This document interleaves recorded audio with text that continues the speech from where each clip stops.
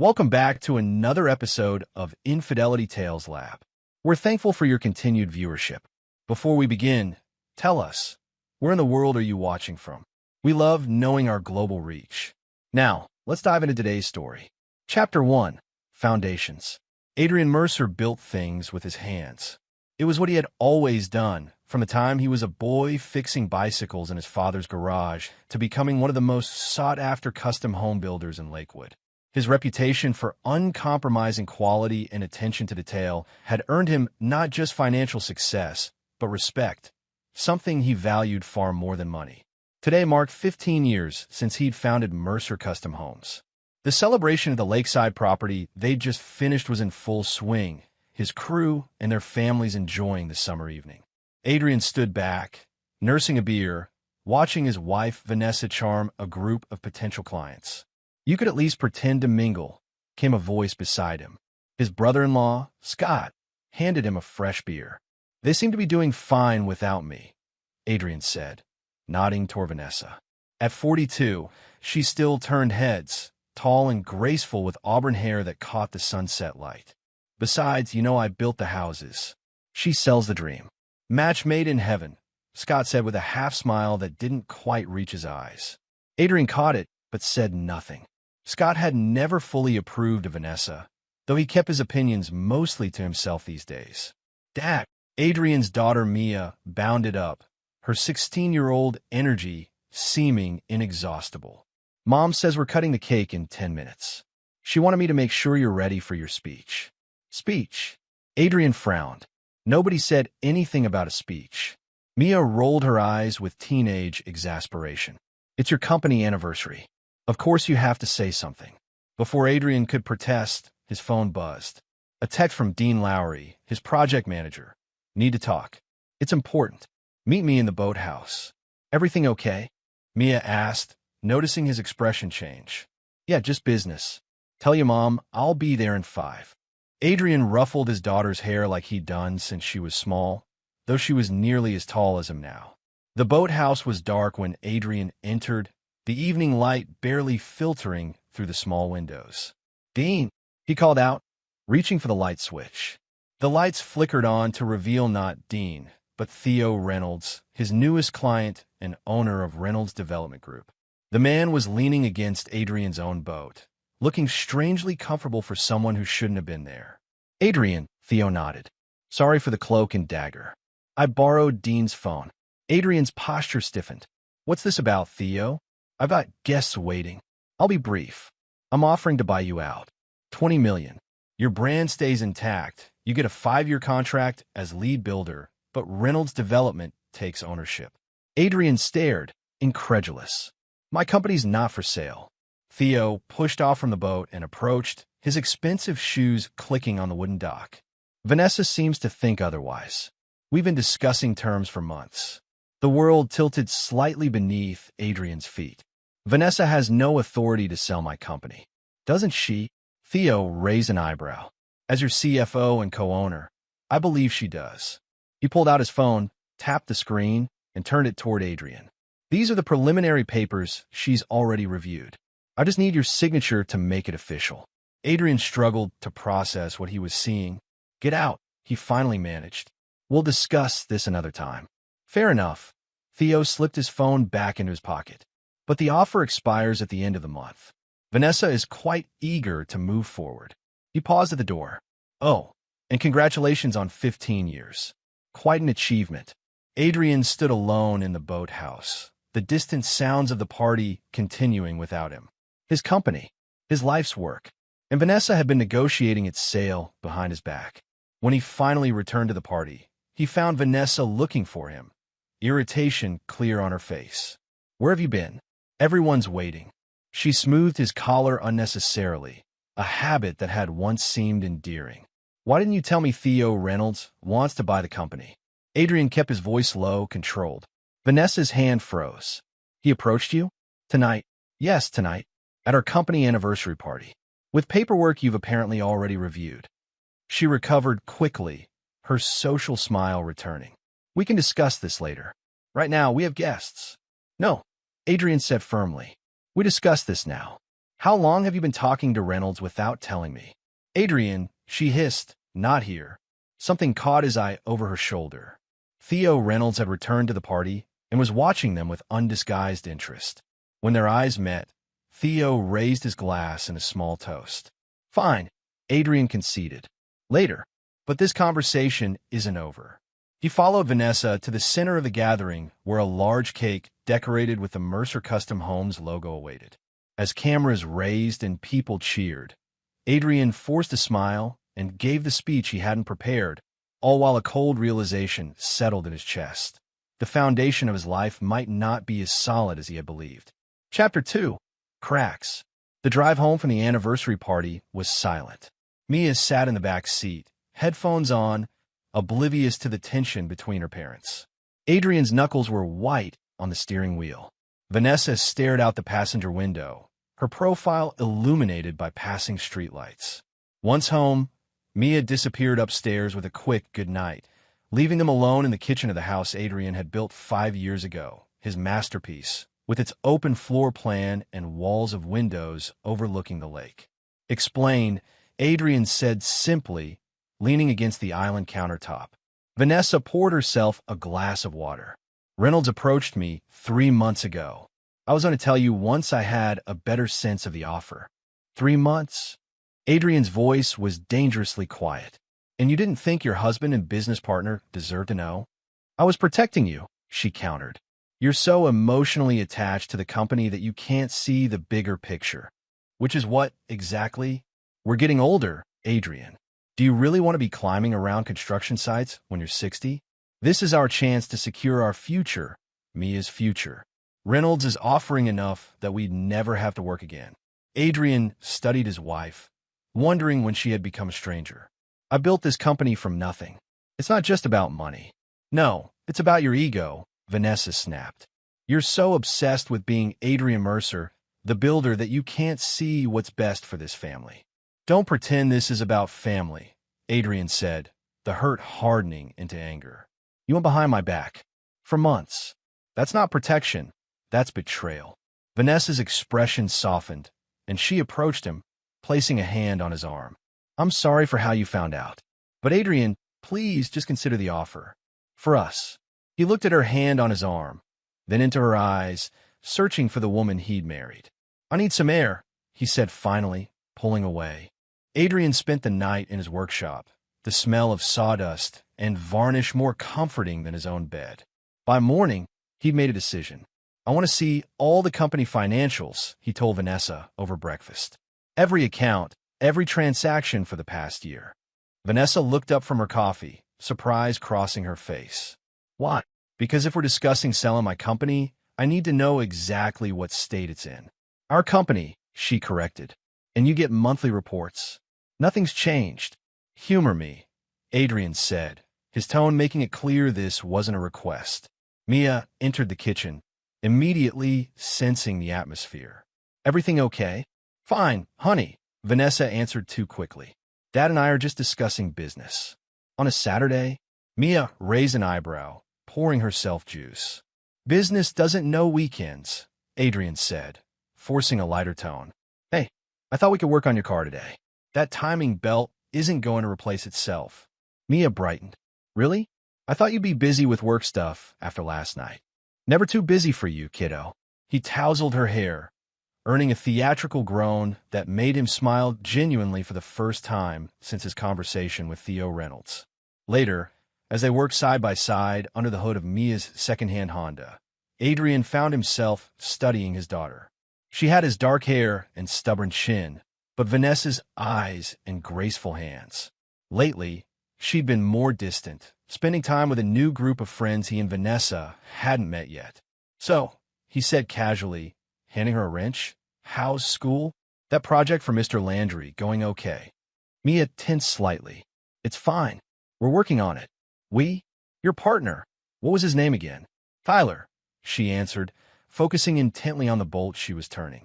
And yeah, we're making progress. Adrian nodded, noting her evasiveness but not pushing. You know you could talk to me about anything, right? No matter what. Mia paused, looking at him with an expression he couldn't quite read. Yeah, Dad. I know. The moment was interrupted by the sound of gravel crunching under tires. A sleek black SUV pulled into their driveway, and Theo Reynolds stepped out, dressed casually but expensively in designer jeans and a blazer. "What's he doing here?" Mia asked. Adrian wiped his hands on a shop rag. "Good question." Vanessa emerged from the house, looking too put together for a Saturday at home. She greeted Theo with a warm smile and a brief hug that lasted a beat too long. Something cold settled in Adrian's stomach. "I'll finish up here," Mia said quietly, noticing her father's expression. Adrian nodded and approached the pair. "Theo, this is unexpected." "Adrian, sorry to drop by unannounced. Vanessa mentioned you had questions about the offer, and I was in the neighborhood." Adrian looked at his wife, whose smile didn't quite reach her eyes. "Did she? Well, come in then. Let's talk." In his home office, Adrian listened as Theo outlined his vision for Mercer Custom Homes under the Reynolds Development umbrella.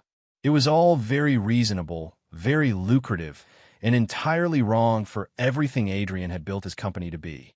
"Your craftsmanship combined with our resources," Theo was saying. "We could double your output in the first year." "At what cost to quality?" Adrian asked. Theo leaned forward. "I understand your concerns. But times change, Adrian. Clients want homes faster, with all the modern amenities. They care more about smart home features than hand-carved banisters." "Some clients, maybe," Adrian conceded, "but not mine." "They could be," Vanessa interjected. "That's what Theo's been showing me. There's a whole market we're not reaching." The way she said while sitting beside, Theo raised the hairs on Adrian's neck. He studied them both, noticing for the first time the subtle body language, how they angled toward each other, the ease between them that spoke of more than professional meetings. "I'll need time to consider everything," Adrian said finally, "and I want my lawyer to review any paperwork." "Of course," Theo stood, extending his hand.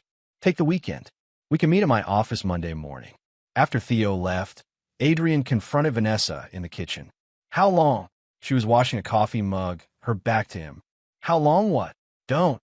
His voice was soft but firm. "How long have you been sleeping with him?" The mug slipped from her hands, shattering in the sink. Vanessa turned slowly, her face a mask of shock that didn't reach her eyes. "That's absurd." "Is it? The secret meetings, the way you look at each other. Do you think I'm blind?" "You're being paranoid," she said, but her voice wavered. "Theo is a business associate. Nothing more." Adrian studied the woman he'd spent 20 years with. "You know what's strange? I built this house to be our forever home. I know every nail, every board. But standing here now, I've never felt more like a stranger in my own life." He turned to leave, but Vanessa's voice stopped him. "Adrian, wait. It's not what you think." He looked back at her, waiting. "We're just friends. He understands the pressure I'm under, the sacrifices I've made for this family, this business." "Sacrifices?" Adrian repeated incredulously. "What sacrifices, Vanessa? The vacations? The car? The country club membership? Tell me which part of our life together has been such a burden." Before she could answer, they heard the front door open and Mia's footsteps in the hallway. Vanessa quickly composed herself, wiping away a tear Adrian wasn't convinced was genuine. "We'll discuss this later," she said quietly. "Yes," Adrian agreed. "We will." That night, while Vanessa slept, or pretended to, Adrian slipped into the home office and logged into the company's financial system. As CFO, Vanessa managed all the accounts, but Adrian still had administrator access. He began systematically reviewing transactions from the past year, looking for anything unusual. 3 hours later, he found it. A series of consulting payments to a company called Westlake Strategies. Small enough to not raise red flags individually, but totaling over $200,000 when added together.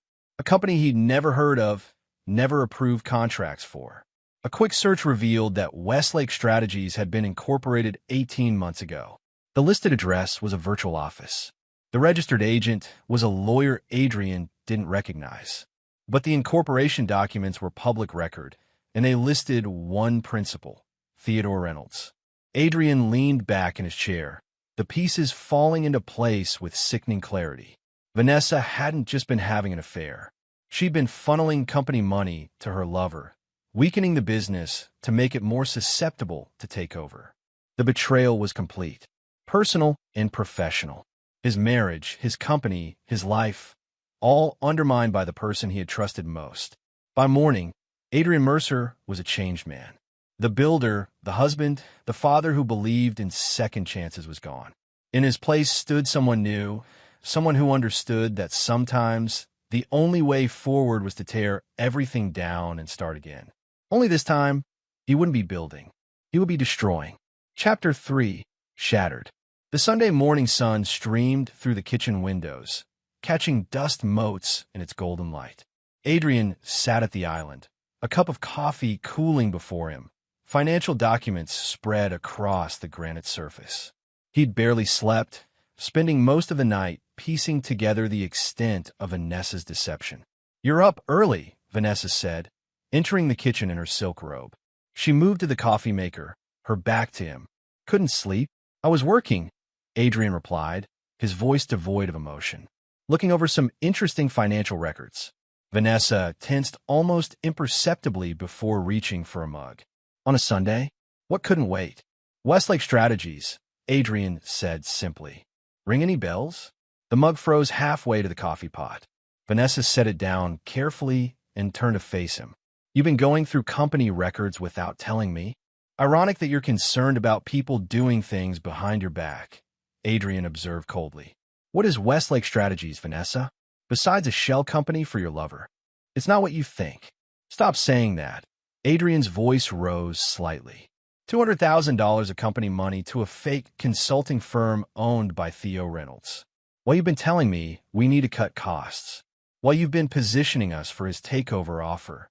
Vanessa's composure cracked. "You don't understand the pressure I've been under. The company is stagnating because you refuse to evolve. Theo has vision. Theo has his hands in my pocket and his dick in my wife," Adrian interrupted brutally. "Don't dress this up as some noble business strategy." Vanessa flinched. "Keep your voice down. Mia could hear you." "I'm sure Mia would be fascinated to learn what her mother's been up to," Adrian replied, gathering the papers into a folder. "But don't worry, I'm not having this conversation here. I've called Liam. He's meeting us at the office in an hour." "Liam? Why is our lawyer involved?" "Because what you've done isn't just adultery, Vanessa. It's embezzlement. Fraud." Adrian stood, tucking the folder under his arm. "Get dressed. I'll wait in the car." "Adrian, please," Vanessa's voice cracked. "We need to talk about this rationally." "We're past that," he said, already walking away. "Way past that." At the office, Liam Porter looked grave as Adrian laid out what he discovered. The three of them sat in the conference room, Adrian and Liam on one side of the table, Vanessa alone on the other, her usual confidence replaced by a tightly controlled panic. "These are serious allegations," Liam said, reviewing the documents. "If what Adrian's showing me is accurate, Vanessa, you could be facing criminal charges." "This is ridiculous," Vanessa protested. "I'm a CFO. I made business decisions. You made fraudulent payments to a company owned by someone with whom you're having an extramarital affair," Liam interrupted, "while simultaneously negotiating to sell the company without the knowledge or consent of your co-owner and husband. There's no scenario where this looks legitimate." Vanessa's eyes welled with tears. "Adrian, please. We can fix this. For Mia's sake, if nothing else." Adrian, who had been silent, finally spoke. "You should have thought about Mia before you started dismantling her future. What do you want?" Vanessa asked, defeated. "Divorce," Adrian said flatly. "You sign over your shares in the company. You take no alimony. In exchange, I don't press charges for the embezzlement." "You can't be serious," Vanessa gasped. 20 years of marriage, and you want to throw it all away?" "I didn't throw it away," Adrian countered. "You did. Every time you met with Reynolds. Every time you diverted company funds. Every time you lied to my face about all of it. And what about Mia? Have you thought about what this will do to her?" Adrian's jaw tightened. "Don't use our daughter as a shield. This is between you and me." "Mia stays with me," Vanessa declared. "She needs her mother." "We'll let her decide," Adrian responded. "She's 16, not 6. Liam cleared his throat. "I suggest we all take a day to cool down. I'll draw up preliminary separation papers, and we can reconvene tomorrow. Fine, Vanessa stood, gathering her purse. But this isn't over, Adrian. Not by a long shot. After she left, Liam turned to his client with concern. Are you sure about this, Adrian? Once we start down this road. I'm sure, Adrian confirmed grimly. She betrayed everything we built together. There's no coming back from that. When Adrian returned home, the house was quiet. A note on the counter informed him that Vanessa had taken Mia shopping and they'd be back for dinner. He was secretly relieved. He needed time to prepare for the conversation with his daughter. In his workshop, Adrian lost himself in the familiar rhythm of woodworking. The piece he was creating, a jewelry box of walnut and maple, had been intended as an anniversary gift for Vanessa. Now, as his hands worked the wood, he realized he was finishing it out of some perverse need for closure. The sound of a car in the driveway pulled him from his trance. Voices, Vanessa's and Mia's, but also a male voice he recognized with a surge of rage. Theo Reynolds. In his home. Again, Adrian set down his tools and made his way to the house. In the kitchen, he found the three of them unloading shopping bags, laughing like old friends. What's going on here? Adrian asked from the doorway. Mia looked up, her smile fading at his expression. Hey, Dad. Mom ran into Mr. Reynolds at the mall, and he offered to help with the bags. Did he? Adrian's gaze locked with Theo's. Interesting coincidence. Adrian, Vanessa interjected smoothly. Theo was just leaving. Actually, Theo said, I was hoping to talk to both of you about tomorrow's meeting. Clear the air a bit. There is no meeting tomorrow, Adrian replied. And you need to leave. Now. Mia looked between the adults, confusion evident. What's going on? Nothing for you to worry about, honey, Vanessa said quickly. Just business.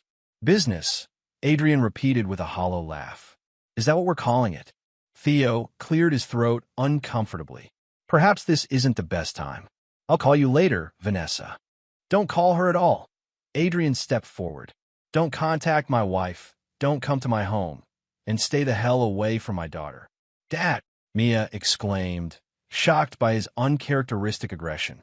Theo raised his hands in a placating gesture. I understand you're upset, Adrian, finding out about the offer the way you did. The offer? Adrian laughed bitterly. You think this is about your pathetic attempt to buy my company? This is about you sleeping with my wife while conspiring to steal what I've built. The kitchen fell silent. Mia's eyes widened as she looked to her mother for denial. When none came, her face crumpled. Mom, she whispered. Is that true? Vanessa reached for her daughter. Mia, it's complicated. Is it true? Mia repeated, pulling away from her mother's touch.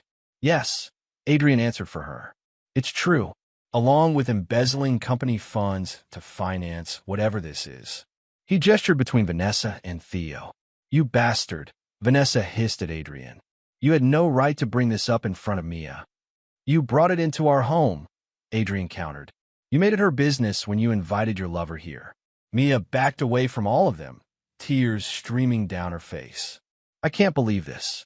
I can't. She turned and fled upstairs, her bedroom door slamming moments later. I should go, Theo said awkwardly. You think? Adrian stepped aside, gesturing mockingly toward the door. By all means. After Theo left, Vanessa rounded on Adrian.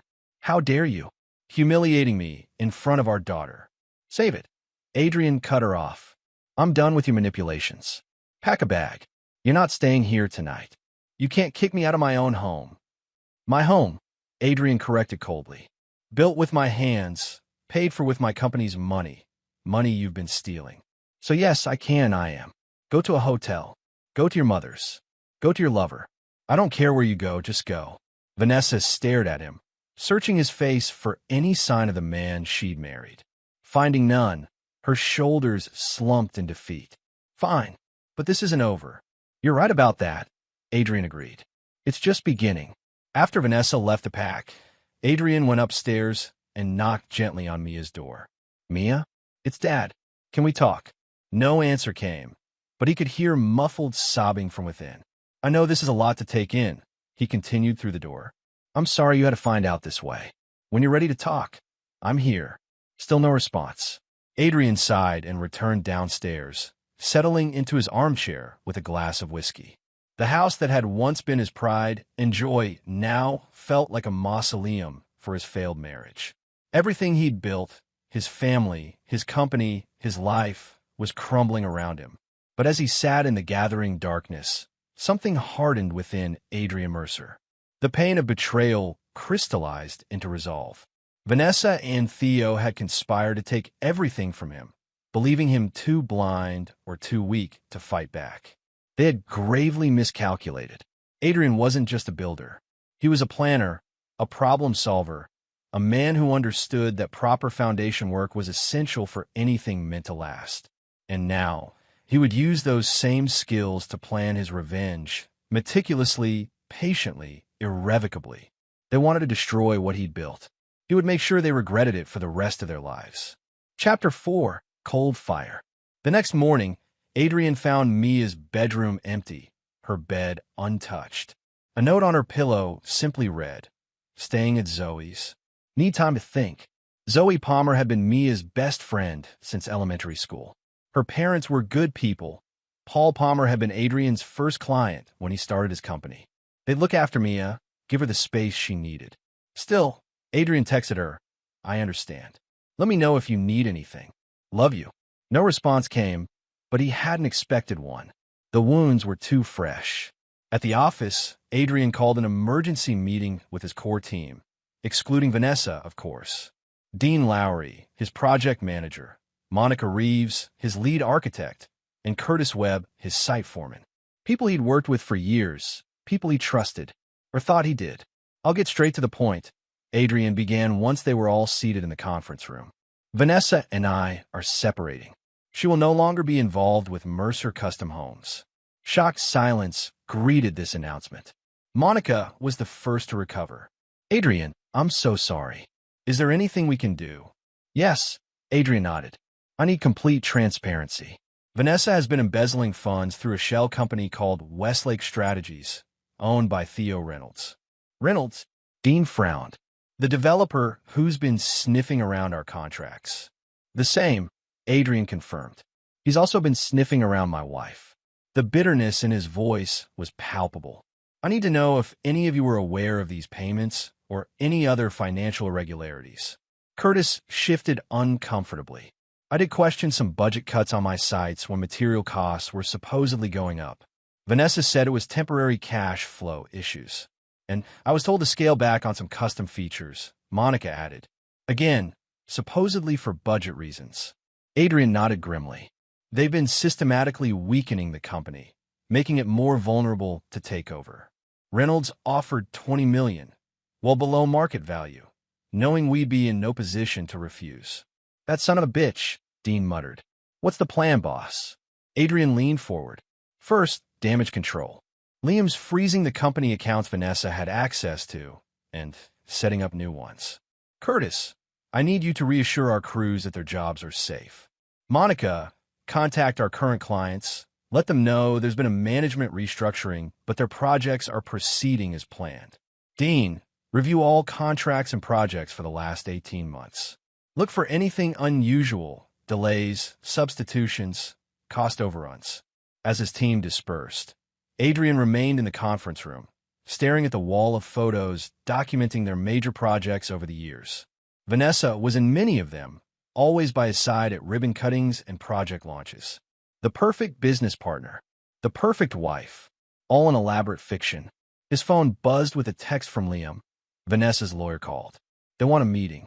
Tomorrow, 10 a.m., my office." Adrian replied simply, "I'll be there." That evening, he returned to an empty house. No Vanessa, no Mia, just the hollow echo of his footsteps on the hardwood floors he'd installed himself. He should eat something, he knew, but the thought of food turned his stomach.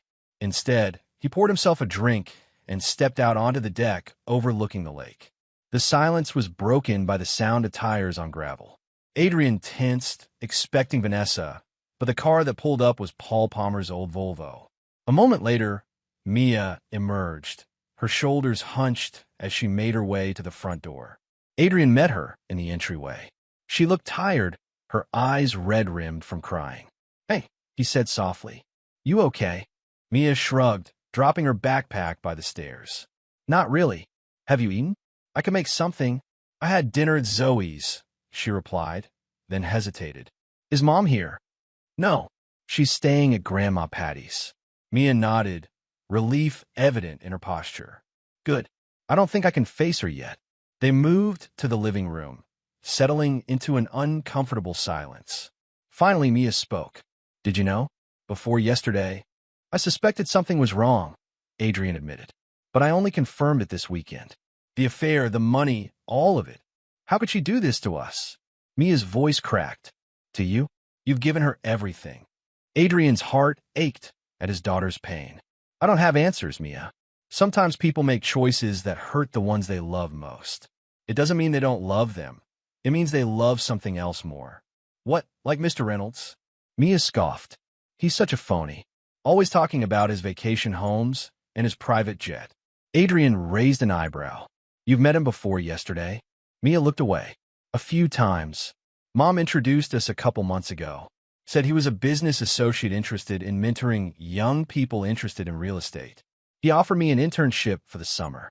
The calculation behind it all made Adrian's blood boil. Reynolds hadn't just been seducing his wife and stealing his company.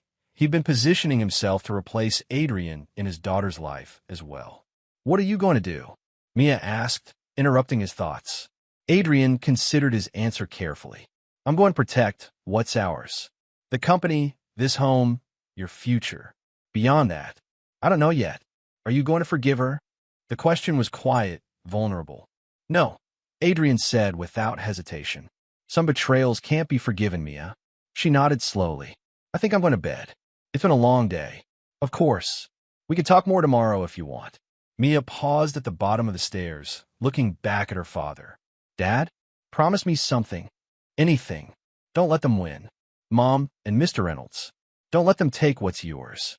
Adrian's expression hardened. "I promise." After Mia went upstairs, Adrian returned to the deck, his mind racing. The encounter had crystallized something for him. This wasn't just about Vanessa's betrayal anymore. It was about Theo Reynolds' calculated attempt to dismantle his entire life, his marriage, his company, and now his relationship with his daughter. He pulled out his phone and made a call. "It's late, Adrian," Liam answered, concern in his voice. "Everything okay?" "I need information on Theo Reynolds," Adrian said without preamble. "Everything you can find. Business dealings, personal life, skeletons in closets. Especially anything related to Westlake Strategies." "Adrian," Liam's voice lowered. "What are you planning?" "Just gathering information," Adrian replied smoothly. "For the divorce proceedings." A pause. "This isn't like you." "The old me died when I found out my wife and her lover were systematically destroying everything I've built," Adrian said coldly. "You're either with me on this, Liam, or I'll find someone who is." Another pause, longer this time. "I have a contact. Former FBI, works private security now. She's discreet and thorough." "But Adrian, whatever you're thinking, remember that revenge rarely brings the satisfaction people hope for." "I'm not looking for satisfaction," Adrian replied. "I'm looking for justice. Send me her contact information." Later that night, in his home office, Adrian created a new email account under a pseudonym and reached out to Liam's contact, a woman named Valerie Marsh. Her response came within the hour, professional and to the point. Her rates were steep, but money was the least of Adrian's concerns now. "Mr. Mercer," she wrote, "I understand your situation requires discretion. I can begin immediately. For a case like this, I recommend a comprehensive approach, financial records, personal history, professional connections, and surveillance if necessary. Is there anything specific you're looking for?" Adrian typed his reply carefully. "Everything. Especially anything he wouldn't want made public. And his relationship with my wife, when it started, how deep it goes, and whether she's just another in a line of conquests. I want to know who Theo Reynolds really is beneath the expensive suits and smooth talk." As he sent the email, Adrian felt a strange calm settle over him. The initial shock and pain of betrayal had burned away, leaving behind something colder, harder, more focused. He opened his desk drawer and removed a leather-bound notebook, the kind he used for sketching house designs. On the first blank page, he wrote a single word: revenge. Then, meticulously, he began to list what he knew about Theo Reynolds, what he suspected, and what he needed to find out. Beside it, he started another list for Vanessa. Weaknesses, vulnerabilities, pressure points. The blueprint for destruction. By morning, Adrian had slept only a few hours, but his mind was clearer than it had been in days. While Vanessa had been dismantling his present, he would systematically destroy their future. Not with the blind rage of a wounded husband, but with the calculated precision of a master builder who understood that to bring down a structure, you first had to identify its critical supports, and then, one by one, remove them. Chapter 5. The Mask. The mediation session with Vanessa and her lawyer was exactly what Adrian had expected: tense, accusatory, and ultimately unproductive. Vanessa, looking polished despite the circumstances, had the audacity to demand half the company and the lake house. Given Mrs. Mercer's significant contributions to the business over the years, her lawyer, Barbara Wilkins, argued, "We believe an equal division of assets is not only fair but required by law." Contributions? Adrian scoffed. Like embezzling company funds to finance an affair with a competitor? Those are unsubstantiated allegations, Barbara countered smoothly. My client categorically denies any financial impropriety. Liam slid a folder across the table. Bank transfers to Westlake Strategies, incorporated by Theodore Reynolds, who, coincidentally, is offering to buy the company at a suspiciously low price. We have more if you'd like to see it. Barbara glanced at the documents, her professional demeanor faltering slightly. We'll need time to review these claims. Take all the time you need, Adrian replied coldly. But understand this: your client committed fraud. The only reason she's not facing criminal charges is my desire to protect our daughter from further trauma. Vanessa, who had been uncharacteristically quiet, finally spoke. Adrian, please. We can work this out without destroying everything. That's rich, coming from you, Adrian said, meeting her eyes for the first time. Tell me, when did it start? The affair with Reynolds. Was it before or after you started funneling my money to him? Our money, Vanessa corrected automatically. Answer the question. Vanessa glanced at her lawyer, who gave a slight nod. We reconnected at the Chamber of Commerce dinner last year. Things were difficult between us. He understood me in ways you stopped trying to years ago. Reconnected? Adrian caught the word immediately. You knew him before? A flicker of something, guilt? Fear, crossed Vanessa's face. Briefly. In college. It wasn't serious then. Another piece of the puzzle. Adrian filed it away for later investigation. And the money? Was that his idea or yours? Adrian, Liam warned quietly. No, I want to know, Adrian pressed. $200,000 of company funds. Our client's money. Was that the price of your affection, or did he have to throw in the promise of a new life once I was out of the picture? That's enough, Barbara interrupted firmly. We're not here to litigate past grievances. We're here to discuss an equitable division of assets moving forward. Here's what's going to happen, Adrian said, ignoring the lawyer completely. Vanessa signs over her shares in the company. She walks away with a one-time settlement of $500,000. No alimony. No claim on the house. In exchange, I don't press charges for embezzlement. That's absurd, Barbara sputtered. Mrs. Mercer is entitled to half of what we built together, Adrian finished for her. But she wasn't building. She was systematically dismantling. Ask your client about that before you push for more. He stood, gathering his papers. You have 24 hours to accept the offer. After that, I go to the police with everything I have. You wouldn't, Vanessa said, her facade finally cracking. Think about Mia. I'm thinking about Mia, Adrian replied. I'm thinking about the example I want to set for her. That actions have consequences. That betrayal has a price. He turned to leave, then paused. By the way, she's decided to stay with me. Seems she's not interested in living with her mother and her mother's boyfriend. The meeting left Adrian feeling hollow rather than victorious. But as he drove back to the office, his phone buzzed with an email from Valerie Marsh. Preliminary findings attached. Call when you can review. The report was more revealing than Adrian had dared hope. Theo Reynolds, it seemed, had a pattern. 3 previous failed marriages, all to women involved in businesses he later acquired. Financial irregularities in at least 2 of those companies before they were sold. A pending lawsuit from a former business partner alleging fraud settled out of court with a non-disclosure agreement. Most interesting was a note about Reynolds' gambling habit. High-stakes poker games at a private club outside of town. Losses in the 6 figures over the past year, according to Valerie's source. A potential vulnerability. Adrian called her immediately. Ms. Marsh? Adrian Mercer. I've reviewed your report. Mr. Mercer. Valerie's voice was cool, professional. I'm glad you found it informative. It's just the beginning, of course. It's very thorough. The gambling debts, are they verifiable? Yes. My source works security at the Monarch Club. Reynolds is a regular, usually on Thursday nights. Lately, he's been losing more than he wins. In these previous marriages, the pattern is clear, but is there proof of financial manipulation? Nothing that would stand up in court, Valerie admitted. But I'm still digging. His second wife might be willing to talk. She didn't sign an NDA as part of their divorce.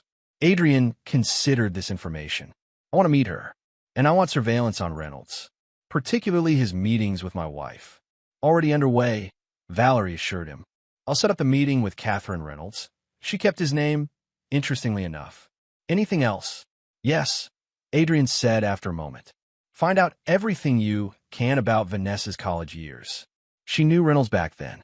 I want to know how well.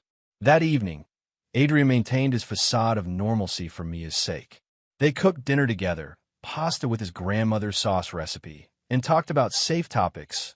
Her physics project, the vintage car show coming to town, the new Netflix series they'd been watching together. It was almost like before. Almost. Dad, Mia asked as they cleared the dishes. Can I ask you something? Of course. Are you okay? Really okay, I mean. Not just saying you are. Adrian paused, considering his answer carefully. I'm functioning. Some moments are harder than others. Mia nodded, loading the dishwasher. I talked to Mom today. Adrian tensed. Oh, she called, said she wants to see me. Explain her side. Mia's voice was carefully neutral. I told her I need more time. That's fair, Adrian said, relief washing over him. You take all the time you need. The thing is, Mia continued, not meeting his eyes, she said some stuff about you. That you're not being reasonable. That you're trying to ruin her life because you're hurt. Adrian set down the plate he was rinsing, turning to face his daughter fully. What do you think? Mia shrugged, still not looking up. I think she's the one who ruined things. But I'm worried about you. You seem different. Colder. Like you're planning something. Perceptive, just like her mother. The irony wasn't lost on Adrian. I'm protecting what's ours, Mia. That's all. Promise me you won't do anything stupid, she said, finally meeting his gaze. I can't lose both parents. Adrian pulled her into a hug, his heart aching. You won't lose me. I promise. Later that night, as Mia slept, Adrian returned to his workshop. The jewelry box he'd been making for Vanessa was nearly complete. He ran his fingers over the smooth wood, tracing the inlay pattern he'd designed based on the wildflowers from the meadow where he'd proposed. In a sudden surge of rage, he grabbed the box and hurled it against the wall, where it shattered into pieces. The destruction brought no relief, no catharsis, just a hollow echo of his own broken promises. His phone buzzed with another email from Valerie. This one contained pictures, Vanessa and Theo at a restaurant, their body language intimate, comfortable. In one, Theo's hand rested possessively on her lower back as they entered what appeared to be a hotel. Adrian stared at the images, waiting for the pain to hit. But there was nothing, just a cold, calculating analysis. They were getting sloppy, confident. That could be useful. Another email followed minutes later. This one contained a single document, a newspaper clipping from 23 years ago when Vanessa was in college. A campus newspaper article about a business competition, featuring a photo of the winning team. Vanessa stood in the center, grinning triumphantly. Beside her, his arm around her waist, stood a younger Theo Reynolds. The caption read, Business school sweethearts Vanessa Lawson and Theodore Reynolds take first place with their innovative real estate investment model. Professor Harold Weiss calls their partnership a force to be reckoned with. It wasn't a reconnection last year. It was a reunion, a continuation of something that had apparently never fully ended.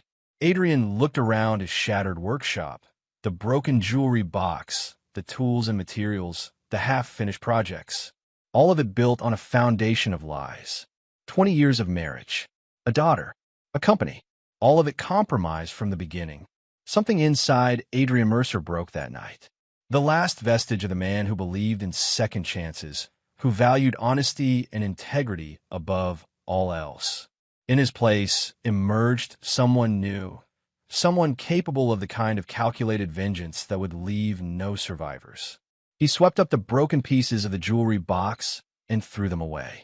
Then, with steady hands, he began a new project, one that would serve as both cover and metaphor for what was to come. A game of chess, carved in contrasting woods. Dark walnut for one side, pale maple for the other. Each piece a perfect representation of its power and purpose. Starting with the king. Starting with himself. Chapter 6. The Architect. Over the next 2 weeks, Adrian Mercer lived a double life. By day, he was the stoic business owner dealing with the aftermath of his wife's betrayal, meeting with lawyers, reassuring clients, maintaining a brave face for his employees and his daughter. By night, he became the architect of destruction, meticulously planning the downfall of Theo Reynolds and Vanessa. His workshop transformed into a war room, the chess set growing piece by piece alongside his plans. Vanessa had accepted his divorce terms, her lawyer's resistance crumbling when Liam had presented additional evidence of financial impropriety. The settlement was being drafted, the company's shares transferred. Adrian should have felt victorious. Instead, he felt nothing but cold determination to see his larger plan through. Valerie Marsh had proven invaluable, uncovering layers of Reynolds' corrupt business practices. Shell companies similar to Westlake Strategies, partners left financially ruined, former employees silenced with NDAs and threats. The man was careful, but not careful enough. Most crucially, she'd arranged a meeting with Catherine Reynolds, Theo's second ex-wife, who now lived in a modest apartment in the neighboring town. "He'll destroy her, you know," Catherine said, sipping tea in her small living room. She was in her 40s, still beautiful, but with a weariness in her eyes that spoke of hard lessons learned. "Your wife. Once he gets what he wants, which is my company," Adrian supplied. Catherine smiled sadly. "Not just that. It's about winning, taking what belongs to someone else. Theo doesn't value things. He values acquisition. You were married 4 years. 3 years, 8 months. I own a small chain of boutiques when we met. By the time he left, they were all closed, and somehow, he owned the real estate they had occupied." Her laugh was brittle. "I never saw it coming. Not until it was too late. And there were others? Before my wife?" Catherine nodded. "At least 2 that I know of. One during our marriage, a client's wife. The other after me, before your wife. Patricia something. She had a landscaping business he wanted for a development project." Adrian froze. "Patricia? Last name Powell." "Yes, that's it. Powell Landscapes." "Why? Do you know her?" Adrian's mind raced. Patricia Powell. Vanessa's mother. The pieces were aligning with sickening clarity. "She's my mother-in-law." Catherine's eyes widened. "Oh my God, that can't be coincidence." "No," Adrian agreed grimly. "It's not. What are you going to do?" Catherine asked, studying his face. Adrian met her gaze steadily. "What would you do if you could go back? Knowing what you know now." She didn't hesitate. "Burn it all down. Him, his reputation, his business. Everything. That's exactly what I intend to do," Adrian said softly. "And I think you can help me." That night, Adrian added more pieces to his chess set and more elements to his plan. The meeting with Catherine had confirmed what he'd suspected. Reynolds' pattern of seduction and destruction wasn't opportunistic. It was methodical. The connection to Patricia Powell was the missing piece. Reynolds hadn't reconnected with Vanessa by chance. He'd calculated it, using his relationship with her mother to gain access. And Patricia had allowed it, perhaps encouraged it, despite knowing his history. Adrian's phone buzzed with a text from Mia. Can we talk when I get home? Important. Of course, he replied. Everything okay. Just need to talk. See you at 6. When Mia arrived, she seemed nervous, fidgeting with her backpack straps as she followed Adrian to the kitchen. What's up? He asked, keeping his tone light as he prepared dinner. I saw Mom today, Mia admitted. She was waiting outside school. Adrian set down the knife he was using to chop vegetables, careful to keep his expression neutral. I see. How'd that go? Weird, Mia said, slumping onto a bar stool. She was crying a lot, said she made a terrible mistake and wants to come home. Something cold settled in Adrian's stomach. What did you tell her? That it's not up to me, Mia replied. But Dad, she seemed really sorry. Said Mr. Reynolds manipulated her, made her think you were going to lose the company if she didn't help him. And you believe her? Adrian asked quietly. Mia shrugged, not meeting his eyes. I don't know. She's still my mom. And she said something else. About Grandma Patty. What about her? That she dated Mr. Reynolds a few years ago. That it ended badly. Mom said he's been planning this for years, getting close to our family. Mia looked up, her eyes troubled. Is that true? Adrian resumed chopping, buying time to organize his thoughts. Catherine Reynolds, Theo's ex-wife, confirmed it today. Your grandmother had a landscaping business that Reynolds wanted. Apparently, dating the owner was his method of acquisition. That's messed up, Mia muttered. So what Mom's saying could be true? That he manipulated her too? Adrian set down the knife again and turned to face his daughter fully. Mia, your mother is an intelligent, capable woman. She's the CFO of a successful company. She made deliberate choices to have an affair, to divert company funds, to lie to me for months. Those weren't mistakes. They were calculated decisions. But if Mr. Reynolds was manipulating her, then she allowed herself to be manipulated. Adrian interrupted gently. Adults are responsible for their choices, even when those choices are influenced by others. Mia's shoulders slumped. So you won't forgive her? Even if she's really sorry. Adrian studied his daughter's face, so full of hope for reconciliation, for a return to the family they'd been. Some betrayals cut too deep, Mia. It's not just about forgiveness. It's about trust. I could never trust her again. I get it, Mia said, though her expression said otherwise. I miss how things were. Me too, Adrian admitted, pulling her into a hug. But we'll build something new, you and me. I promise. After dinner, as Mia worked on homework, Adrian retreated to his workshop. The chess set was nearly complete now, each piece a testament to his skill and patience. All except the opposing king, Theo Reynolds. That one he saved for last. His phone rang. Valerie Marsh. Mr. Mercer, I have something you should see immediately. Can you meet?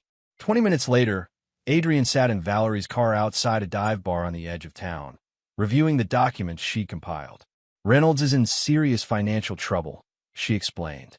The gambling debts are worse than we thought, close to $500,000. He's leveraged his company to cover them, but his creditors are getting impatient.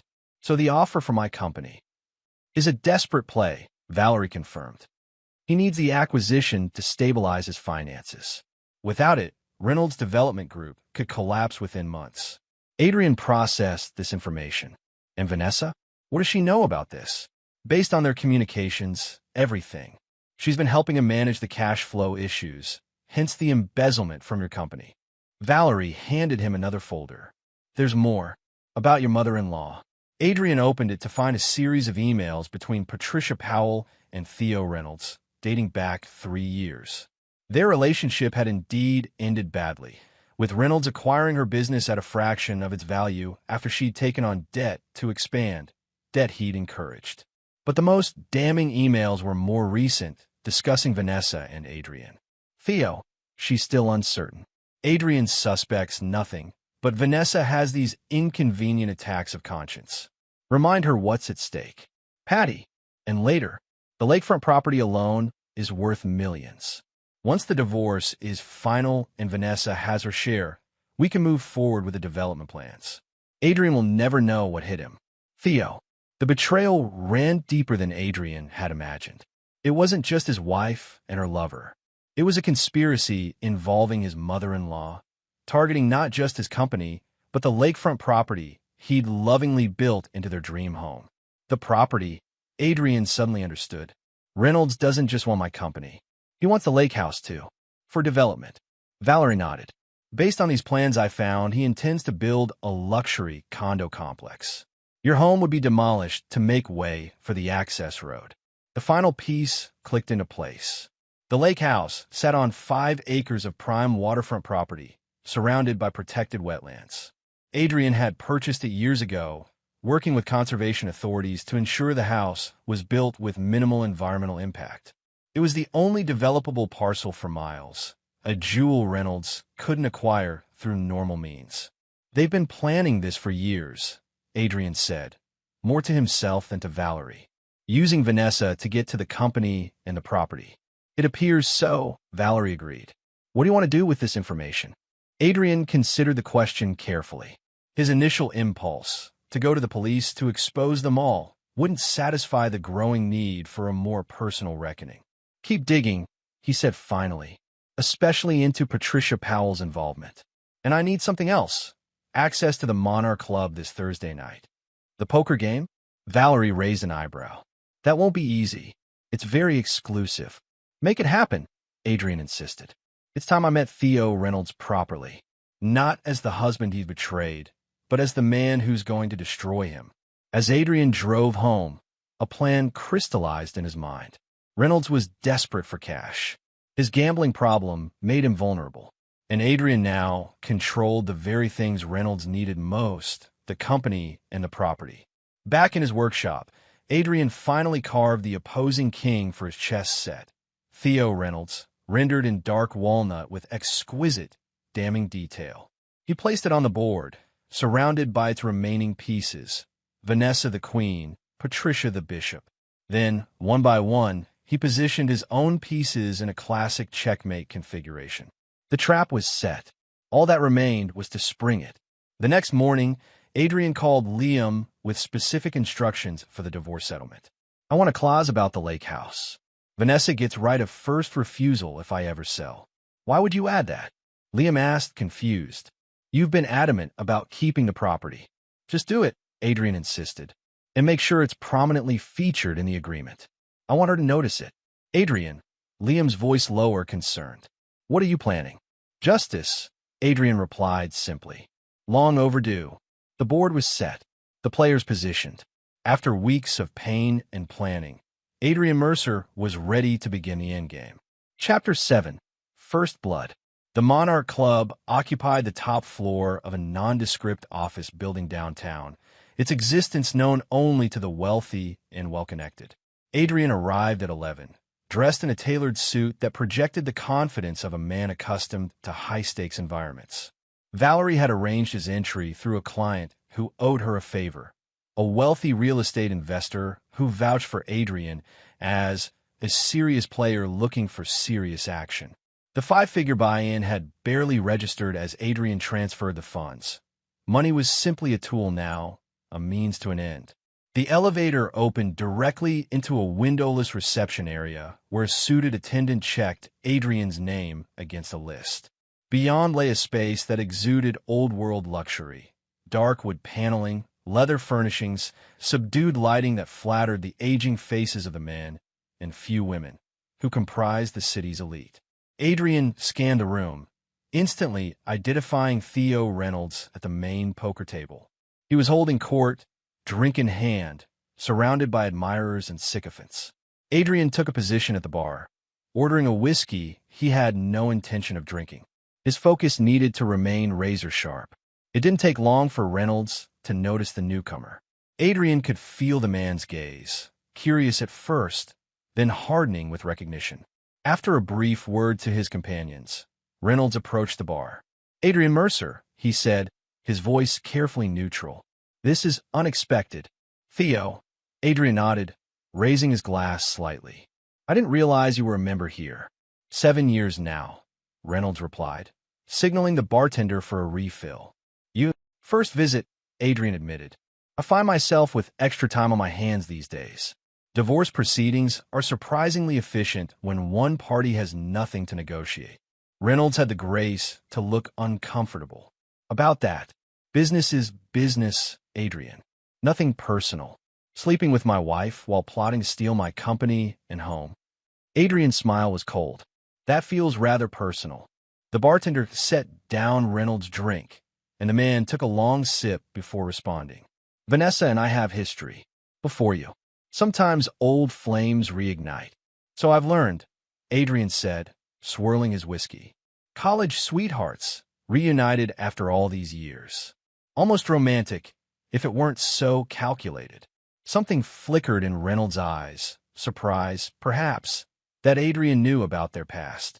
Ancient history. Like your relationship with Patricia Powell? Adrian watched carefully as Reynolds stiffened. My mother-in-law has interesting taste in men. You've been busy, Reynolds observed, his casual tone at odds with his tense posture. I've had time to connect some dots, Adrian agreed. 3 women, 3 businesses, 1 Theo Reynolds walking away with everything. It's quite a pattern. Reynolds set down his glass. If you came here to threaten me. Threat? No, Adrian interrupted smoothly. I came to play poker. I hear you're quite the enthusiast. Reynolds studied him, trying to discern Adrian's true purpose. The buy-in is steep. I can afford it, Adrian replied. Unless you'd rather not play with me? Actually, Reynolds' smile returned, predatory now. I'd love to take your money.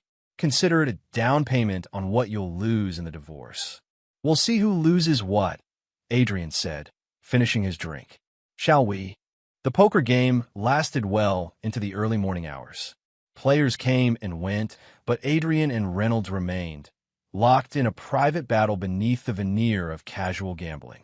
Adrian played conservatively at first, folding more hands than he played, observing Reynolds' style, aggressive, risk-taking, prone to bluffing when under pressure.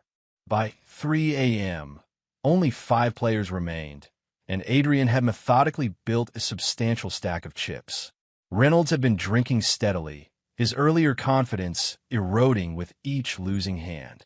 His tells became more obvious, a slight twitch at the corner of his mouth when bluffing, an overly casual posture when holding a strong hand.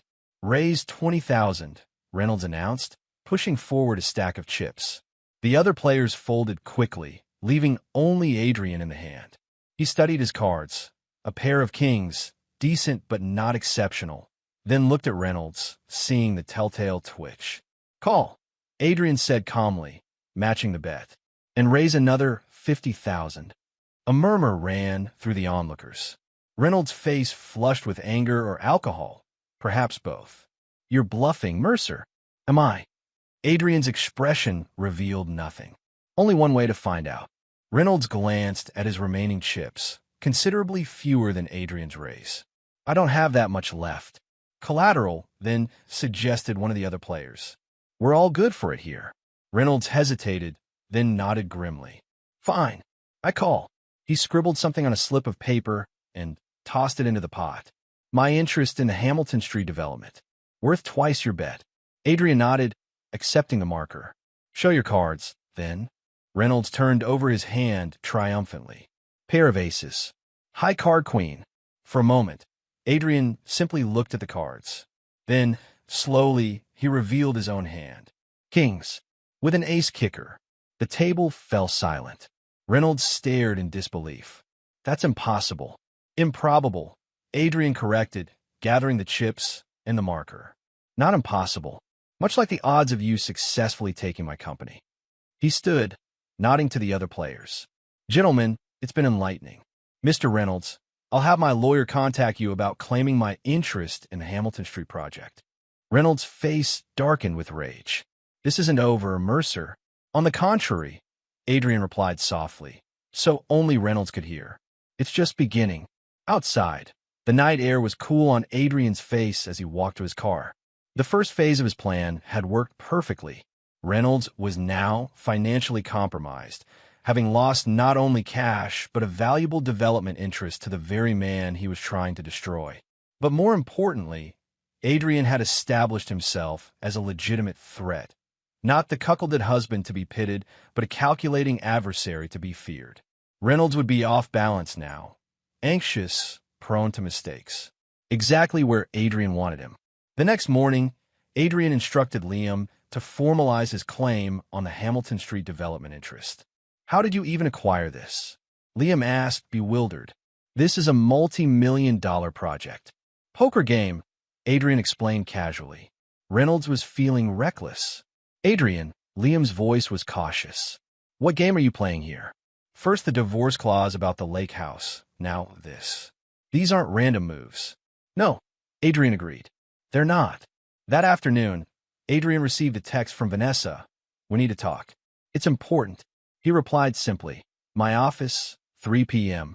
When Vanessa arrived, Adrian was reviewing blueprints for the Hamilton Street development, a luxury mixed-use project that represented a significant portion of Reynolds Development Group's projected income for the next year. You look well, Vanessa observed, taking the seat across from him. She was dressed formally in a blue suit that Adrian had once complimented her on, her hair freshly styled. A deliberate choice, no doubt. What do you want, Vanessa? Adrian asked, not looking up from the blueprints. I heard about last night, she said. The poker game. Theo is upset. I imagine he is, Adrian replied, finally meeting her gaze. Losing tends to have that effect. What are you doing, Adrian? This vendetta against Theo. Against both of you, Adrian corrected. Let's not pretend you're an innocent bystander. Vanessa sighed, her shoulders slumping slightly. I made mistakes. Terrible ones. But this path you're on, it won't bring you peace.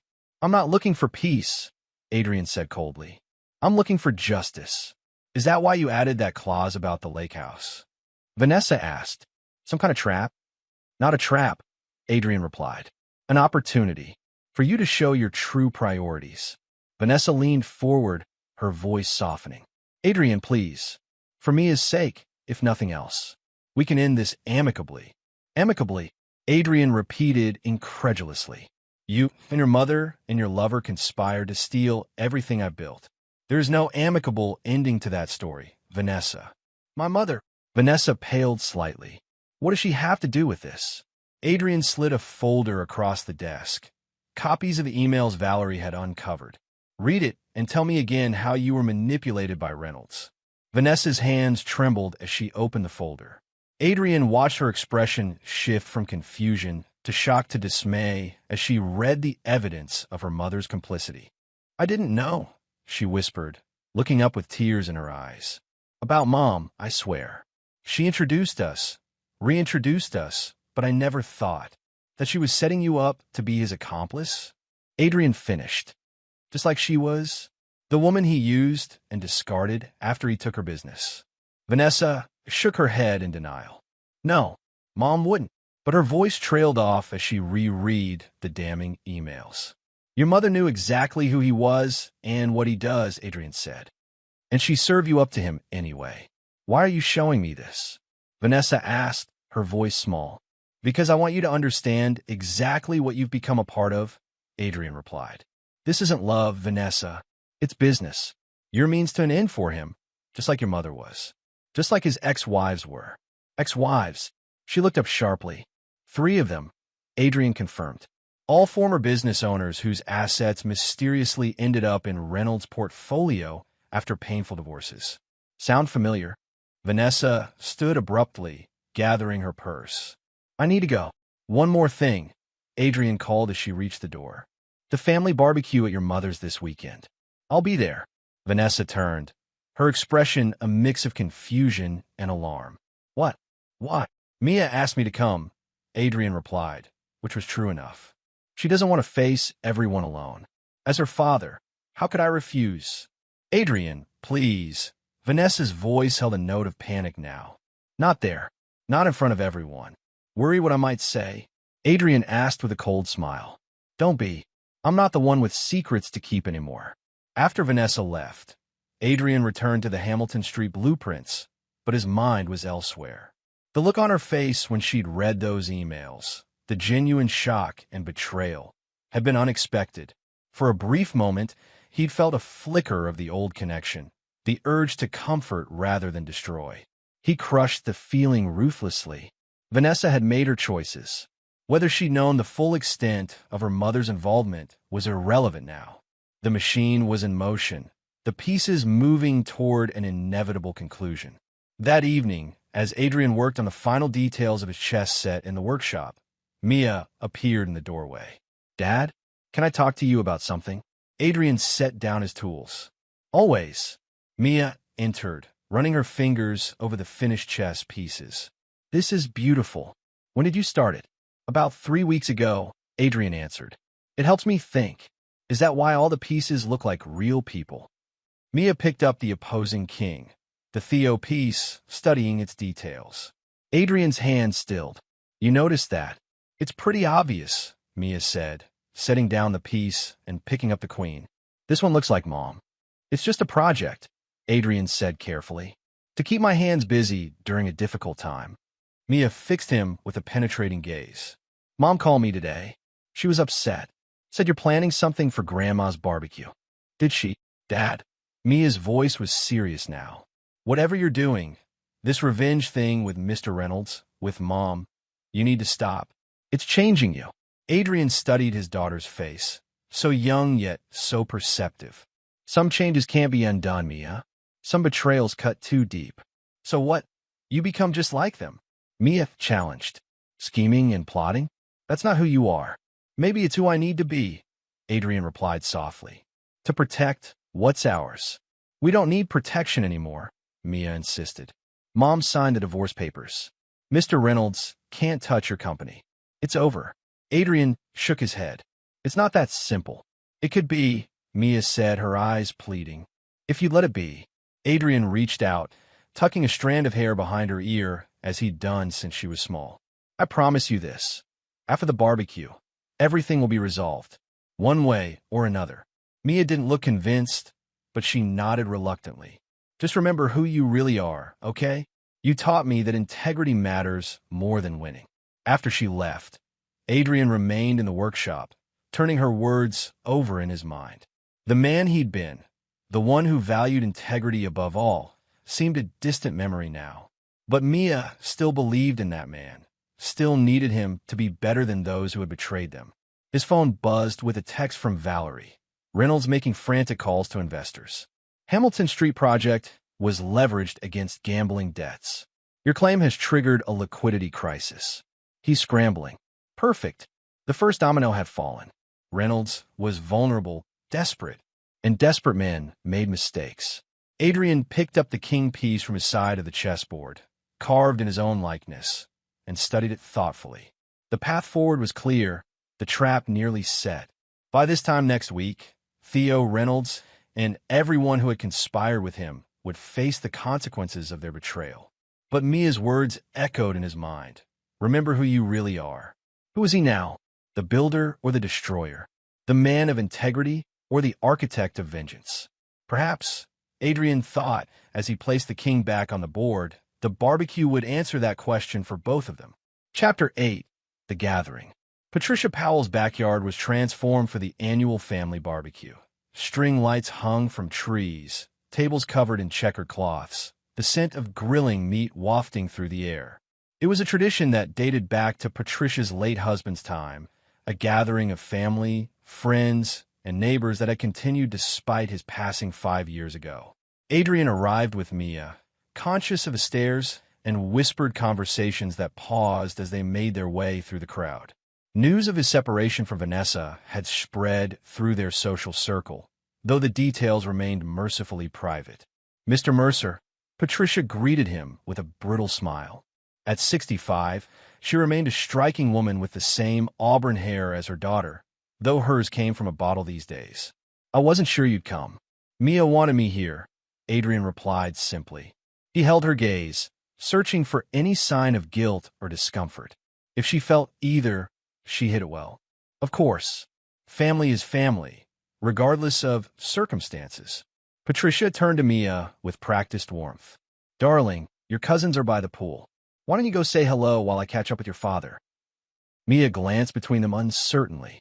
"I think I'll stick with Dad for now." "Go ahead," Adrian encouraged gently. "I'll be fine. Your grandmother and I need to talk anyway." After Mia reluctantly departed, Patricia led Adrian to a quieter corner of the yard. "I assume this talk isn't a social call," she said, dropping the pretense of congeniality. "Did you think I wouldn't find out?" Adrian asked, keeping his voice low. "About you and Reynolds. About how you set him up with your daughter after he took your business." Patricia's composure slipped, just for a moment, before her mask of indifference returned. "I don't know what you're talking about." "The emails, Patricia, between you and Reynolds. Planning to use Vanessa to get to my company, my property." Adrian stepped closer. "What kind of mother sacrifices her own daughter for revenge?" "You don't understand," Patricia hissed. "He destroyed my business. Everything I built after Harold died. Left me with nothing but debt and broken promises. So you serve up Vanessa as what? Collateral? Bait?" Patricia's eyes hardened. "Vanessa was unhappy anyway. You were so consumed with your precious company, your perfect houses. She was lonely. Theo gave her attention, appreciation. He gave her a role in a con," Adrian corrected. "The same con he ran on you. And you knew exactly what he was doing." "It wasn't supposed to go this far," Patricia insisted, glancing nervously toward the gathering. "Theo promised no one would get hurt. Just business." Adrian laughed coldly. "And you believed him? After what he did to you? To his 3 ex-wives?" A flicker of surprise crossed Patricia's face. "3? I only knew about Catherine." "There's a pattern," Adrian said. "Women with businesses he wants. Seduction, manipulation, financial entanglement. Sound familiar?" Patricia's shoulders slumped slightly. "What are you going to do?" "Nothing," Adrian replied. "Yet. For now. We're going to rejoin your lovely barbecue and pretend everything is normal. But keep an eye on your daughter, Patricia. She's about to learn exactly what kind of man she's tied her future to." As they returned to the main gathering, Adrian spotted Vanessa across the lawn, engaged in conversation with her sister. Their eyes met briefly before she looked away, her discomfort evident even at a distance. "Dad," Mia called, waving him over to where she stood with her cousins. "Uncle Scott's asking about the Jensen project." Scott Powell, Vanessa's younger brother, greeted Adrian with a genuine handshake. Unlike his mother and sister, Scott had always been straightforward, a quality Adrian appreciated. "Good to see you, man. How's the West Side development coming along?" Adrian fell into easy conversation about work, grateful for the normalcy. Scott had been one of the first to reach out after news of the separation broke, offering support without judgment. "If you need anything," he'd said, "just ask. Family's still family, whatever Vanessa's done." As afternoon turned to evening, the gathering grew livelier. Patricia's neighbor, a retired firefighter named Lou, manned the grill with military precision. Children chased each other across the lawn, while adults clustered in conversational groups, drinks in hand. And then Theo Reynolds arrived. He entered through the side gate as if he belonged there, dressed casually but expensively in designer jeans and a polo shirt. A hush fell over the gathering as he made his way directly to Vanessa, kissing her cheek with possessive familiarity. Adrian felt Mia tense beside him. "What is he doing here?" "Making a statement," Adrian replied softly. "Staking his claim." "In front of everyone? In front of you? That's so disrespectful." Adrian placed a calming hand on his daughter's shoulder. "It's a power play. You want a reaction." He smiled grimly. "And he's going to get one. Just not the one he expects." Across the yard, Vanessa appeared uncomfortable with Theo's public display, stepping slightly away from his embrace. Patricia, however, welcomed him warmly, introducing him to guests as a family friend with no acknowledgement of the awkwardness his presence created. Adrian watched the dynamics unfold with detached interest, noting how Reynolds worked the crowd. Charming, confident, and utterly calculating. The man was a skilled operator, no question, but tonight he was performing on Adrian's stage, not his own. As dinner was served, Patricia orchestrated the seating to keep Adrian and Theo at opposite ends of the long table arrangement. Mia insisted on sitting with her father, a silent show of solidarity that touched him deeply. Vanessa, seated beside Theo, barely touched her food, her eyes darting occasionally toward Adrian and their daughter. The conversation ebbed and flowed around topics carefully selected to avoid controversy: community events, upcoming vacations, benign gossip about absent neighbors.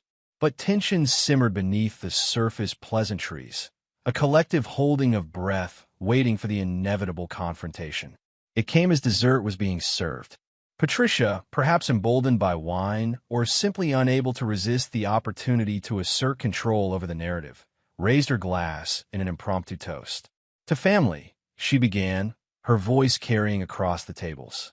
In all its complicated, wonderful forms, including those who are finding new paths forward. She nodded meaningfully toward Vanessa and Theo. A murmur of awkward acknowledgement rippled through the gathering. Adrian remained expressionless, taking a measured sip of his drink as Patricia continued. And speaking of paths forward, she added, her gaze shifting to Adrian.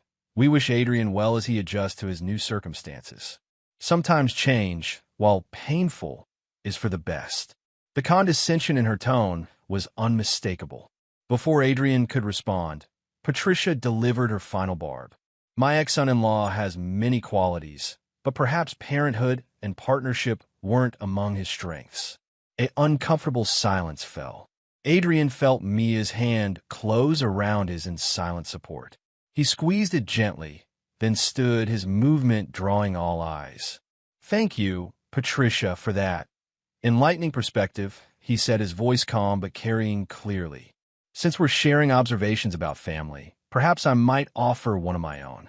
Vanessa straightened in alarm. Adrian, please. He ignored her, raising his own glass. To honesty, something I've always valued, though apparently not everyone at this table shares that priority. Patricia's smile froze. Adrian, this isn't the time.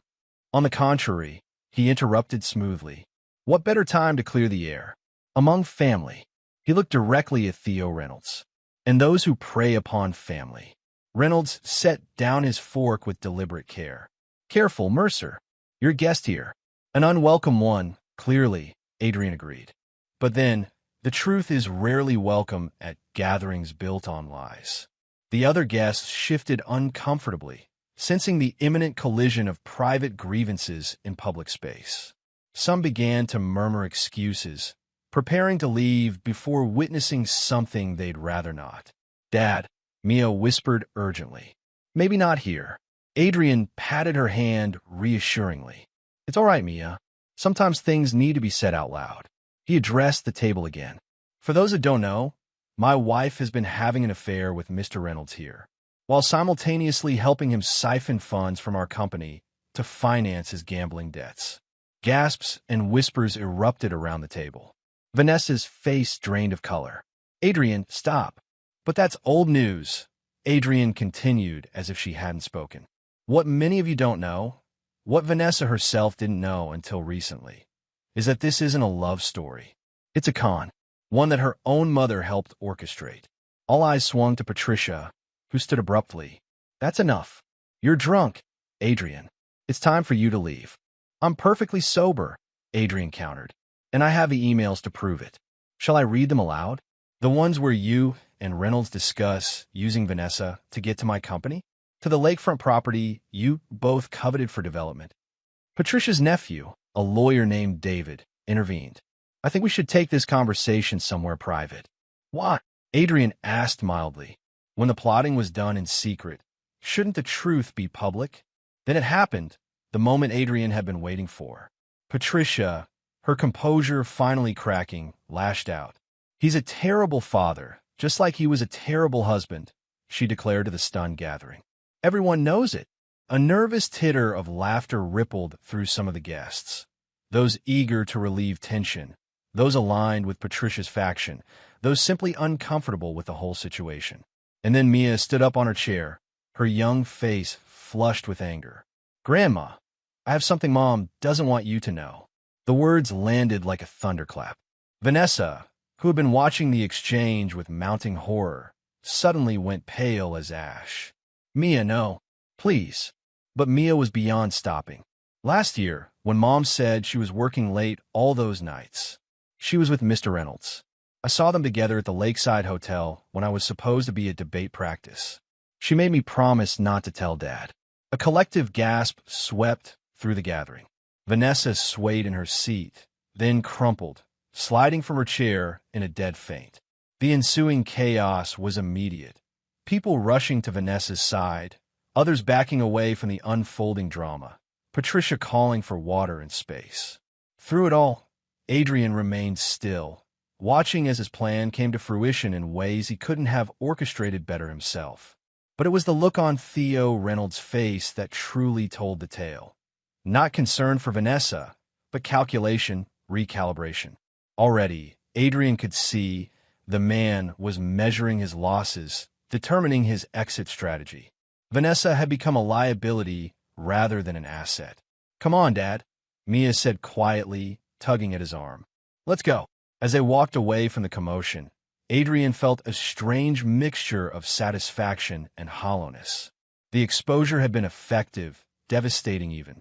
But somehow, it felt less triumphant than he'd anticipated. "You knew, didn't you?" he asked Mia as they reached his car. "About your mother and Reynolds." All this time, Mia leaned against the passenger door, suddenly looking much older than her 16 years.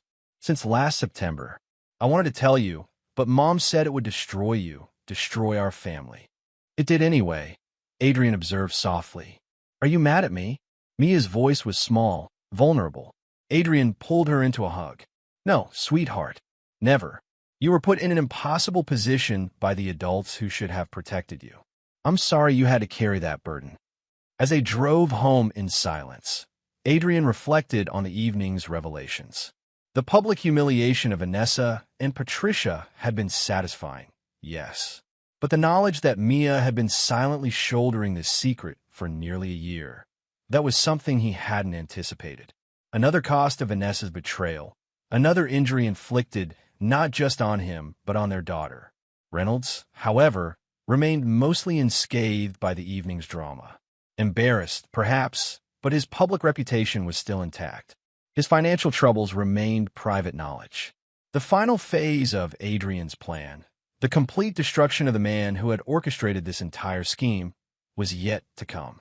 And now, more than ever, Adrian was determined to see it through. Not just for himself, but for Mia, and for every other victim Reynolds had left in his wake.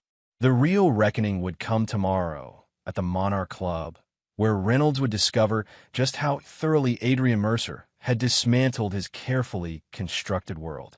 Chapter 9. Scorched Earth. The morning after the barbecue, Adrian sat in his home office, watching financial markets open on his computer screen while he waited for the inevitable. When his phone finally rang, Liam's name flashing on the display, he felt only calm certainty. "It's happening," Liam said without preamble.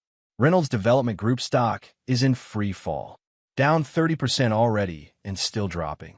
The news about Hamilton Street hit the business wires an hour ago." "And the rest?" Adrian asked. "All proceeding as you arranged. The SEC has opened a formal investigation based on the evidence packet you provided. Reynolds creditors are calling in their markers after the rating downgrade. 3 major projects have been put on hold pending the outcome of the investigation." Adrian nodded to himself. "And Catherine Reynolds?" "Gave her statement to investigators this morning, as agreed, corroborating the pattern of fraudulent business practices. 2 other ex-wives have come forward as well, along with former business partners who were previously silenced by NDAs. They're saying the legal exposure could run into the tens of millions." "Good," Adrian said simply. "What about Vanessa?" Liam hesitated. "She's been trying to reach you. Multiple calls to the office. Says it's urgent." "I imagine it is," Adrian replied, unsurprised. "Has she been named in any of the investigations?" "Not yet, but it's only a matter of time unless I intervene," Adrian finished for him. "Which is exactly what she's hoping for." "Will you?" Liam asked carefully. "For Mia's sake, if nothing else." Adrian considered the question. "Let's see what she has to say first. Tell her I'll meet her at the lake house at noon." After hanging up, Adrian checked in on Mia, who was still sleeping after their late return from the barbecue. He left a note explaining his whereabouts, then gathered the documents he would need for his meeting with Vanessa. The lake house was quiet when he arrived, sunlight dancing across the water visible through the wall of windows. He'd built this home with his own hands, designing every element to capture the natural beauty of the setting. Now, The thought of Reynolds demolishing it to build condominiums filled him with cold rage. Vanessa arrived precisely at noon, looking haggard despite her carefully applied makeup. She hesitated at the threshold, as if uncertain of her welcome in the home that had once been hers. "Thank you for meeting me," she said, following him into the living room. "You said it was urgent," Adrian replied, taking a seat and gesturing for her to do the same. "I assume it's about Reynolds' current legal troubles." Vanessa's composure cracked slightly. "You did this. All of it. The Hamilton Street project, the SEC investigation, the creditors. It wasn't just revenge. It was a systematic destruction." "Yes," Adrian acknowledged without apology. "It was... why?" The question burst from her, raw and desperate. "You had what you wanted, the company, the divorce on your terms. Why go this far?" Adrian studied her. This woman he had once loved beyond reason. Because some betrayals can't be answered with half measures. Reynolds didn't just want my company or my wife. He wanted everything. My home, my daughter's respect, my entire life. He needed to understand there are consequences for such ambition. "And me?" Vanessa asked quietly. "What consequences did you plan for me?" "That depends," Adrian replied, "on what you have to say today." Vanessa took a deep breath. "The investigators contacted me this morning. They have evidence of my involvement in the financial improprieties. They're offering a deal if I testify against Theo, but even with cooperation, I'm looking at possible criminal charges. Unless someone with influence suggests I was manipulated, used, that I wasn't a willing participant in the scheme." Her eyes met his, pleading. "You have that influence now, Adrian. The investigators respect you as the whistleblower who exposed everything." Adrian leaned forward. "Were you manipulated, or were you a willing participant?" Vanessa looked away. "I don't know anymore. At first, seeing Theo again after all those years, it felt like fate. He was charming, attentive, everything you had stopped being." "I never stopped loving you," Adrian said softly. "I just trusted you. My mistake." "I know," she whispered. "I know that now. When I saw those emails from my mother, understood how deep the manipulation went." She shook her head. "But by then, I was already compromised. The money transfers, the fake consultancy. I convinced myself it was temporary, that no one would get hurt. People always get hurt, Vanessa. That's how con games work." She nodded miserably. "What happens now?" Adrian removed a folder from his briefcase and placed it on the coffee table between them. "Two options. Behind door number 1, I tell the investigators you were a knowing accomplice. You face charges alongside Reynolds and your mother. You likely serve time, lose your professional licenses, and most devastating of all, lose any meaningful relationship with Mia, who now knows the full extent of your deception." Vanessa flinched at the brutal assessment. "And door number 2? You sign these papers." Adrian pushed the folder toward her. "A full confession detailing Reynolds' methods, your mother's involvement, and your own actions. You agree to testify against both of them. In exchange, I'll use my influence to ensure you're treated as a cooperating witness rather than a co-conspirator." "Why would you do that?" Vanessa asked, suspicion mingling with desperate hope. "After everything?" "Not for you," Adrian clarified. "For Mia. She's lost enough in this mess. She shouldn't have to visit her mother in prison too." Vanessa opened the folder with trembling hands, scanning the detailed confession Adrian had prepared. It spared her nothing, laying out her infidelity and financial crimes in clinical detail, but also emphasized Reynolds' pattern of manipulation and Patricia's role in orchestrating the entire scheme. "My mother," Vanessa said, her voice breaking. She knew what he'd done to her, and she couldn't finish the sentence. "Some people's need for revenge overshadows everything else," Adrian observed quietly. "Even love for their own children." The irony of his statement wasn't lost on him. Wasn't that precisely the path he'd been on? The chess set in his workshop, each piece carved with calculating hatred, stood as testimony to how close he'd come to becoming what he despised. Vanessa signed the confession without further comment, her signature a shaky approximation of her usual confident scrawl. As she handed back the folder, their fingers brushed briefly, a ghost of the connection they had once shared. "I am sorry, Adrian," she said softly. "Not just for the betrayal, but for failing to see what was right in front of me all along. A good man, a good father, someone who built things instead of destroying them." Adrian accepted the folder without response. Her apology, sincere or not, changed nothing. The damage was done, the trust irreparably broken. "What will you do now?" Vanessa asked, rising to leave. "Rebuild," Adrian replied simply. "It's what I do." After she left, Adrian remained in the silent house, looking out over the lake that had drawn him to this property years ago. The water was calm today, reflecting the sky like a perfect mirror.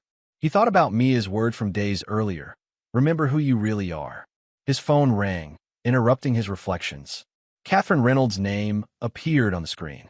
"It's done," she said when he answered. "I've given my statement. The investigators say it's the final piece they needed for the arrest warrant." "Thank you," Adrian said sincerely, "for your courage." "It wasn't courage," Catherine corrected. "It was the opportunity to finally see justice done." "Will you be there when they take him in?" Adrian had arranged with Valerie to be notified when the arrest was imminent.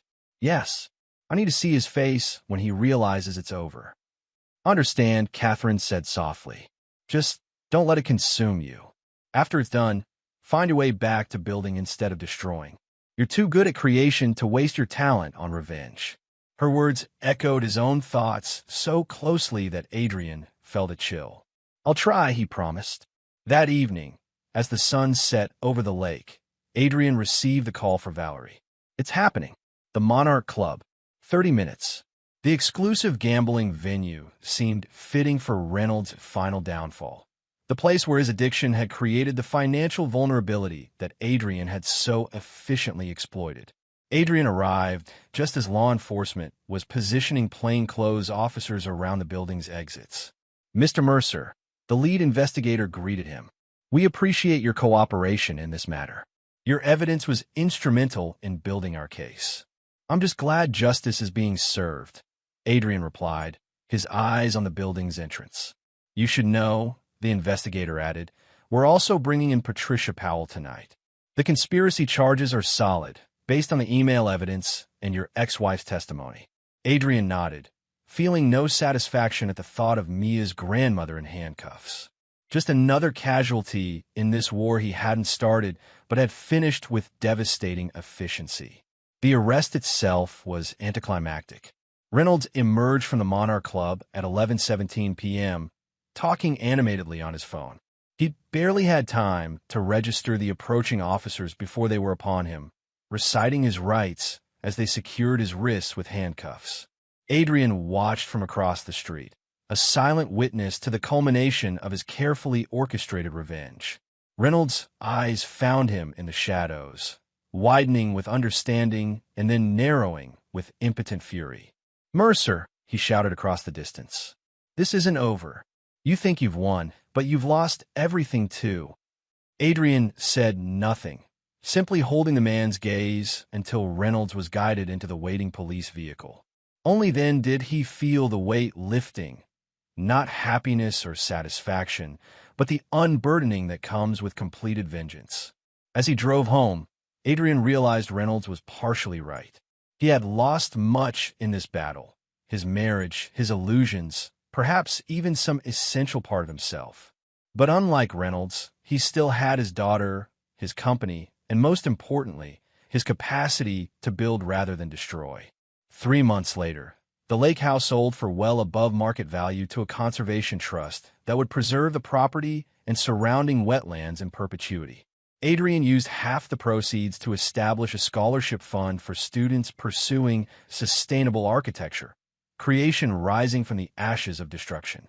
Theo Reynolds pled guilty to multiple counts of fraud, racketeering, and financial crimes, receiving a 15-year sentence.